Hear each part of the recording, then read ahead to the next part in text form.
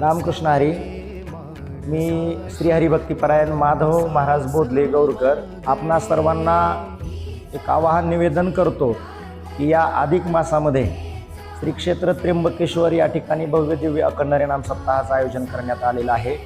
या सप्ताहाचं नेतृत्व श्री हरिभक्तीपरायण लक्ष्मण महाराज चौगुले हे करणार आहे.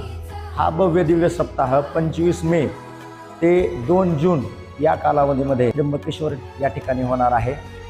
भगवान श्री त्र्यंबकेश्वराचं ज्योतिर्लिंग तथा आपल्या सर्वांचं श्रद्धास्थान श्री निवृत्तीनाथ महाराज यांच्या पवित्र अधिष्ठानामध्ये हा सप्ताह होणार आहे.